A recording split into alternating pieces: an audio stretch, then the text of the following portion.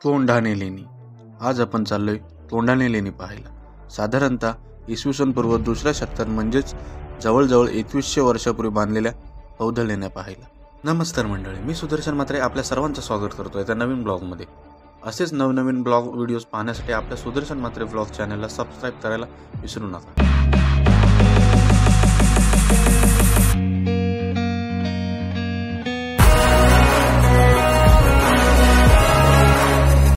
नमस्कार मंडळी, मी सुदर्शन म्हात्रे सर्वांचं स्वागत करतो सुदर्शन म्हात्रे ब्लॉग जे आपल्या चॅनलवर. आज आपण चाललोय भटकंती करायला. भटकंती म्हणजे कर्जत जवळील कोंढाणे म्हणून लेणी आहे, तिथे आपण चाललोय.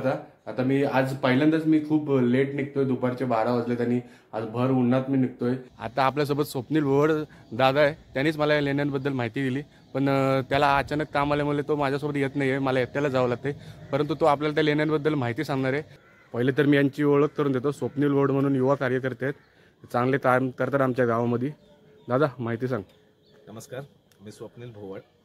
लेणी रायगडच्या इतिहासामध्ये आपण छत्रपती शिवाजी महाराजांच्या या पवित्र पावनभूमीमध्ये आहोत, त्याचा अभिमान आम्हाला सर्वांना आहे. पण इतिहासामध्ये बऱ्याच अशा गोष्टी दडलेल्या आहेत का त्या आत्ताच्या युवा पिढीला माहीत नाही. तर अशाच प्रकारची कोंढाणे लेणी म्हणून आहे कर्जत तालुक्यामध्ये, जे आमच्या गावापासून मला वाटतं 25 ते 30 किलोमीटर अंतरावर आहे. तर सुदर्शन म्हात्रे ब्लॉग यांच्यातर्फे आपण नवीन युवा पिढीला किंवा जुन्या जे ज्येष्ठ वयोवृद्ध आहेत त्यांच्या माहितीसाठी, त्यांच्या करमणुकीसाठी किंवा इतिहासाचा हा जप करण्यासाठी आपण कोंढाणे लेणीकडे जायचा बेत आखला होता. माझी काहीतरी कामं निघाली, त्याच्यामुळे आज मी जात नाही आहे. परंतु कोंढाणे लेणी 7 विहार, 2 गुफा आहेत, त्याच्यामध्ये नृत्य कलाकारांच्या हातात धनुष्य बाण दिलेले आहेत आणि अशा अनेक प्रकारची चित्र रेखाटली गेली त्या लेणीच्या स्वरूपात. म्हणजे इतिहास आपल्या पूर्वजांनी आपल्याला इतिहासाची माहिती देण्यासाठी ह्या लेण्या कोरल्या होत्या. पण आजकालची पिढी ह्या सोशल मीडियाच्या ह्याच्यामध्ये खूप गुरफटलेली आहे आणि त्याच्यामुळे इतिहास नामशेष होतोय. तर सुदर्शन म्हात्रेला माझ्या शुभेच्छा आहेत की अशाच बऱ्याच ठिकाणी तो रायगडवर गेलाय, आत्ता अयोध्येला जाऊन आला, अशा बऱ्याच ठिकाणी त्याचे ब्लॉग आपण बघतो. तुम्ही नक्कीच सुदर्शन म्हात्रेला सबस्क्राईब करा आणि अनेक अशा जुन्या कालीन ज्या लेण्या असतील किंवा इतिहासकालीन जे अवशेष जे सापडतात, अशा एक पूरक हेतू घेऊन सुदर्शन म्हात्रे ब्लॉग करतोय. त्याला मी शुभेच्छा देतो आणि माफी मागतो की आज मी येऊ शकत नाही, पण नेक्स्ट टाइमला सुदर्शन म्हात्रे सोबत नक्कीच एक ब्लॉग बनवू. धन्यवाद दादा. धन्यवाद. I'm paralyzed, I kinda like it. I'm paralyzed, when can I see your face? Feel the same way, why don't you say my name? Yeah, yeah, yeah, yeah. I'm paralyzed, I kinda like it. I'm paralyzed, when can I see your face? Feel the same way, why don't you come my way? आता आपण लेण्यांच्या base विलेजला पोहोचलेलो आहोत, जिथे पायथ्याशी आपल्याला हा जो गाव आहे गोंदिवडे गाव, इथे आपण पोहोचलेलो आहोत. इथून लेण्यात 3 किलोमीटर आहे. गोंदिवडे गावाची ग्रामपंचायत बघू शकता आपण. इथे आता पोहोचलेलो आहोत. इथून आपल्याला जायचं आहे पुढे, 3 किलोमीटर आहे. चला तर आपण पुढे आता 3 किलोमीटर जाऊया आणि लेण्यांच्या इथेच भेटूया. कोंढाणे लेण्यांची इथे आपण पोहोचलेलो आहोत. बघू शकता हे जे गाव दिसते तुम्हाला, हे उंबरखिंड म्हणून ठाकूरवाडी आहे. इथे गोंदिवडे गावाच्या पुढे कोंढाणे गाव आहे, त्याच्या पुढे आल्यानंतर हे उंबरखिंड म्हणून ही ठाकूरवाडी आहे. तिथे आपण पोहोचलेलो आहोत आणि बघू शकता आपण आता पुढे चाललो. इथे बोर्ड लावला आहे कोंढाणे लेणी. इथे मी गावकऱ्यांना विचारपूस केली ना, तर इथून फक्त 25 मिनिटावर आहेत. बघू शकतात कोंढाणे लेणी. इकडनं आपल्याला जायचं आहे, 25 मिनिटावर लेण्या आहेत. चला तर आपण ट्रेकिंगला सुरुवात करूया.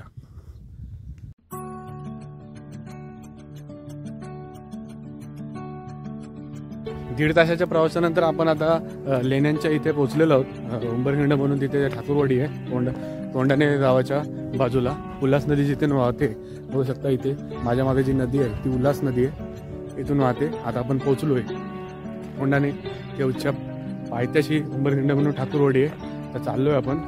मी बाईक तिथे पार्क केली पुढे, तुम्हाला बोर्ड दाखवण्यासाठी मी त्या आलेलो. इथून आपण ट्रेकिंग आता सुरू करतोय. 25 मिनिटाचा ट्रेक आहे फक्त. चला जाऊया आता. बघू शकता इथे मी माझी बाईक पार्क केली आणि ज्येष्ठ नागरिक आलेत आपले. बघू शकता हे सुद्धा आलेले आहेत. नमस्कार. आता तुमचं नाव? मी धम्मचारी विजित धम्म. आणि तुमचं नाव? मी धम्मचारी रत्नवर्धन. उल्हासनगरवरून आलेत? उल्हासनगरवरून आलोय. त्रिरत्न बौद्ध महासंघ उल्हासनगर केंद्राचा प्रतिनिधी आहे.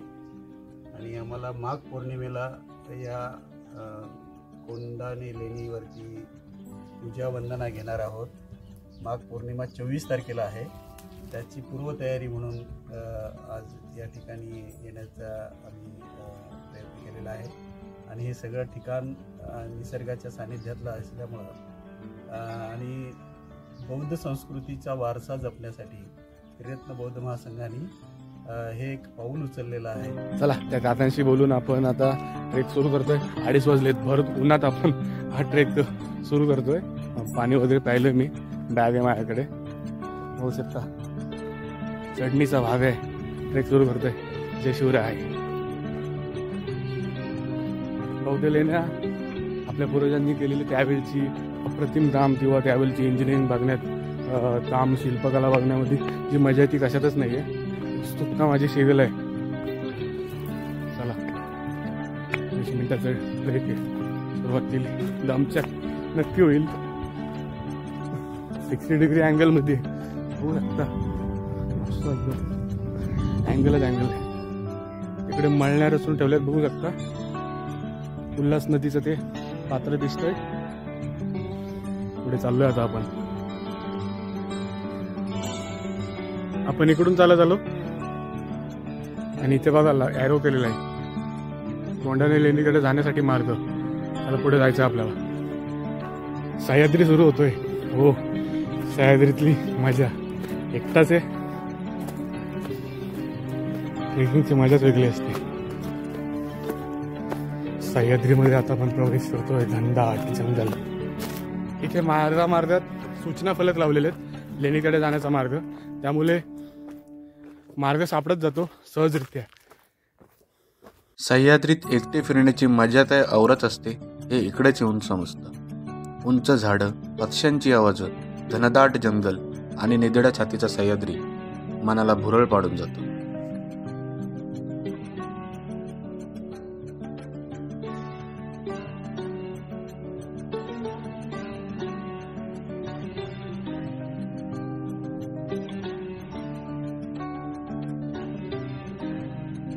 बघा समोरून काही टुरिस्ट येत आहेत. वरिष्ठ आहेत. काय कुठून आले तुम्ही? आले कुठून? उल्हासनगरून आले. या सह्याद्रीतून पाण्याचे स्रोत बघू शकता तुम्ही. याला आपण ओहोळ बोलू शकतो. हेच जे ओहोळ आहेत पुढे जाऊन एकत्र होतात आणि उल्हास नदीचं त्याचं पुढे जाऊन रूपांतर होतं. बघू शकता आता पूर्ण सुके ठाक आहेत. हिवाळ्यात आलेलो आहे आपण. पाण्याचा स्रोत इथे कुठेच नाहीये. जवळजवळ अर्धी ट्रेक आपण पूर्ण केले. इथे आणखीन एक ओढा लागलेला आहे. होऊ शकता. ट्रेकिंग करण्याची मजा हीच असते. सह्याद्रीत आल्यानंतर पक्ष्यांची आवाज तुम्हाला येतात का माहित नाही, पण जंगलामध्ये आपण सह्याद्रीच्या काही दुकानं आहेत ते पावसाळे चालू असतील त्यावेळी ट्रेकर्स जरा जास्त येतात. त्याच्यामुळे आता बंद आहेत. फायनली 30 मिनिटानंतर आपण पोहोचलेलो आहोत. अर्ध्या तासानंतर पोहोचलेलो आहोत. आपण आलेलो बघू शकता. माझ्या मागे दिसत आहेत दुकानं आहेत आणि तिकडे त्या लेण्या आहेत. कोंढाणे लेणी. आपण पोहोचलेलो आहोत. बोर्ड बघू शकता इथे लावलेले आहेत. पुरातत्व खात्याचे काम दिसतंय. कोंढाणे बौद्ध लेणी पूर्ण माहिती दिलेली इथे. शिलालेख सुद्धा आहे. कन्नस अंत्यवासीना बालकेन तत. मराठी त्याचा अर्थ आहे कन्नचा शिष्य बालक याने कोरलेल्या या लेण्या आहेत.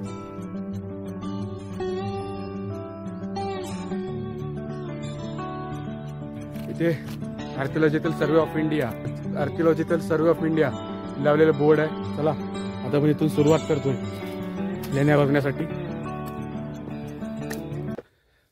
चला आता आपण लेण्या चढायला सुरुवात करते. अजूनही सुस्थितीत आहेत. पायऱ्या बघू शकता तुम्ही. 25 मिनिटं चालल्यानंतर आपण येऊन ठेपतो लेण्यांच्या इथे. इकडे भारतीय पुरातत्व खात्याचा माहिती फलक लावलेला आहे. कर्जतवरून 14 किलोमीटर तोंदिवडे गाव आहे. त्याच्या पुढे 3 किलोमीटर कोंढाणे गाव लागतं. उंबरवाडी म्हणून आदिवासी ठाकूरवाडी आहे. तिथून 25 मिनिटांचा ट्रेक आहे. बघू शकता इथनं आपण चालत वर आलो. असा इथून आपण वर आलेलो आहे आणि हे लेण्यांचं प्रवेशद्वार आहे. त्याला चैत्यगृह बोलतात.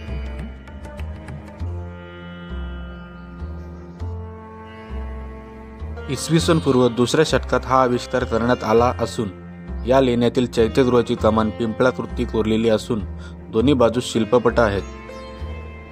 चैत्यगृहातील स्तूप भग्नावस्थेत असून त्या काळातील स्तंभ पडून गेले आहेत. तसेच चैत्यकमानीतील लाकूड सागवानी असून ते आजही सुस्थितीत आहे.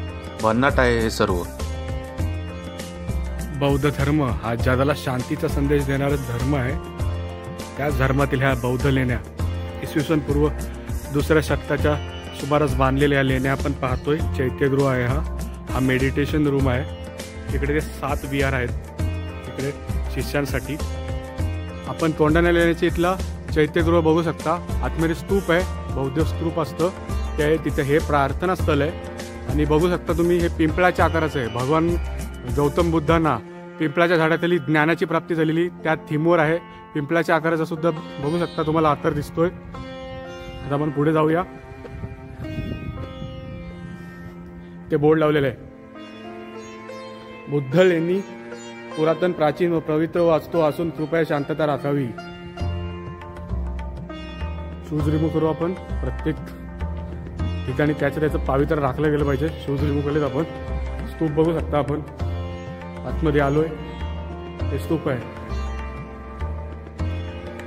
आणि अलीकडे झालेलं बांधकाम बघू शकता. हे काम आहे ते अलीकडे झालेलं बांधकाम आहे. हे काम आत्ता बांधलेलं आहे.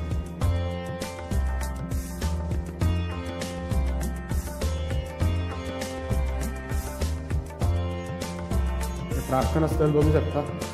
हे सुद्धा काम होते मोडून पडलेले दिसत आहेत. त्याचे हे बेस दिसते तुम्हाला, पाया बोलतो ना आपण, हे सुद्धा काम होत. आणि हा तुम्हाला स्तूप दिसतोय. इथे पहिले प्रार्थना करत असत बौद्ध धर्मीय लोक. प्रार्थना स्थळ पाहताय आपण. स्तूप आहे हा. चैत्यगृह पाहतोय आपण.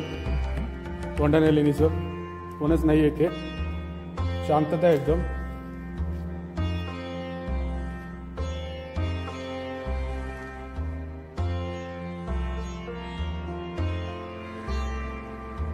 आपण ते चैत्यगृह पाहिलं. या लेण्यांचा जर विचार केला ना तर साधारणतः इसवी सन पूर्व 2ऱ्या शतकात म्हणजेच 2100 वर्षा अगोदर 2100 वर्षा अगोदर बांधलेले हे बांधकाम आहे.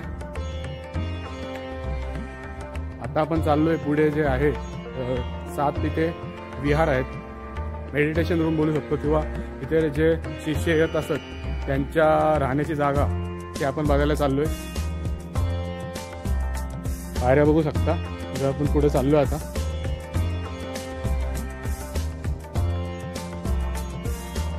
पाण्याचा स्रोत दिसतोय पुढे.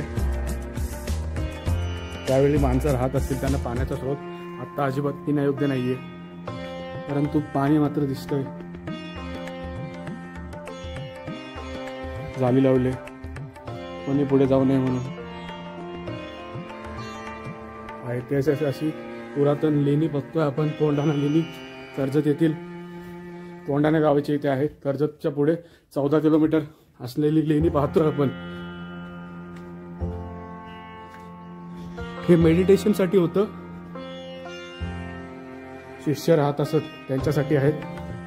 बघू शकता मेडिटेशन रूम आहे.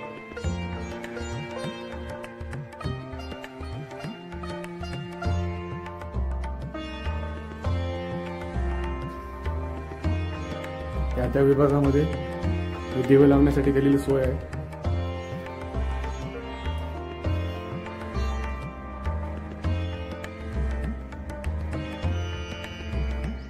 चला आता आपण पुढे जाऊ. तो एक विभाग बघितला आपण. आतमध्ये आलेलोच आपण. राहण्यासाठी जागा आहे दिसते. मेडिटेशनसाठी जागा. त्यावेळी केलेलं कोरीव काम बघू शकता आपण. ते सुद्धा पिंपळाच्या पाण्याचे थीम आहे. बघू शकता पिंपळाच्या पाण्याच्या आकाराचं इथे डिझाईन केलेलं आहे.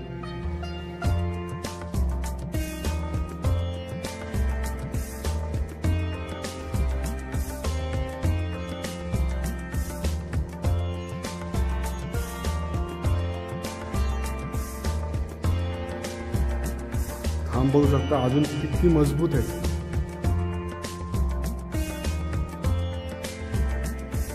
गारवा जाणवतो इथे, भयान शांतता जाणवते. सह्याद्रीतली कोणीच नाही इथे.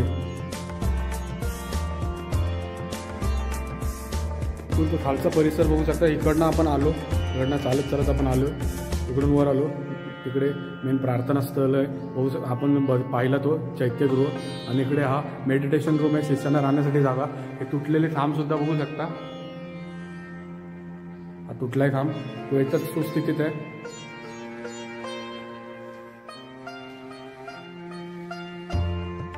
मेडिटेशनसाठी ही एकदम योग्य जागा आहे. फक्त तुम्ही ऑड डेला यायला पाहिजे. इथे कोणीच नसते. मी आता आलोय, बघू शकता कोणीच नाही इथे. आता आपण जाऊया खाली. आपण चाललोय खाली. पायऱ्या बघू शकता, पायऱ्या आहेत अशा डोंगरात सह्याद्रीत कोरलेल्या लेण्या आहेत 2100 वर्षापूर्वी, इसवी सन पूर्व 2ऱ्या शतकात साधारणतः हे झालेले काम बघू शकता तुम्ही. लेण्या बघा, लेण्या.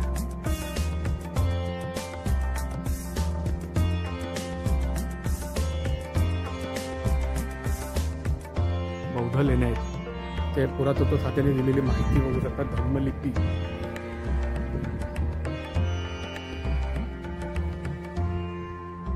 धम्मलिपी बघू शकता. त्यावेळचे हे अक्षर होती, अ आ इ उ, त्या पद्धतीची दिलेली आहे इथे माहिती. ही माहिती ह्यासाठी दिली कारण ते काहीतरी लिहिलंय. आपण ते खाली वाचलं. याचा अर्थ असा होतो, कर्ण नावाचा जो राजा होता त्याच्या शिष्य बलने हे कामकाज केलेले आहे, त्यांनी हे कोरलेले आहे असं इथे बघू शकता. त्यासाठी प्रॉपर इथे माहिती दिली आपल्याला.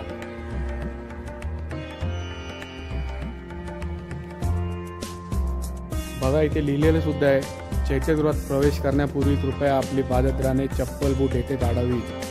सूचनेचं तंतोतंत पालन करा. कोणी इथे असो नसो, त्या धर्माचं जे काही श्रद्धास्थान आहे त्याची आपण पवित्रता राखलीच पाहिजे.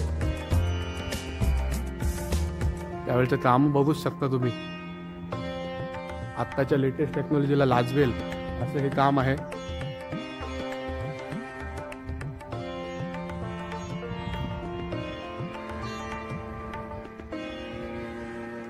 हे वरचं कोरीव काम तुम्ही बघू शकता. नर्तकी आहेत.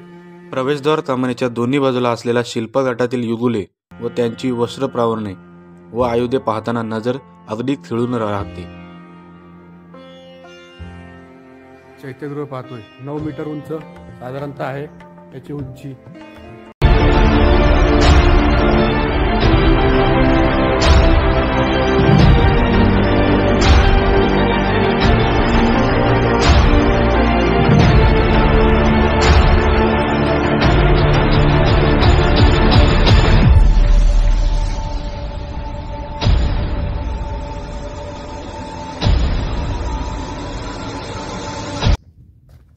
चला मंडळी, आता आपण निघतोय. 4:30 वाजलेले आहेत. 5 वाजता लेणी बंद होते आणि इकडे मी एकटाच आहे. ते जे शिपाई होते ते सुद्धा 3:30 वाजताच गेले घरी. तर ही व्हिडिओ जर तुम्हाला आवडली असेल तर या व्हिडिओला नक्कीच लाईक, शेअर आणि सबस्क्राईब करा.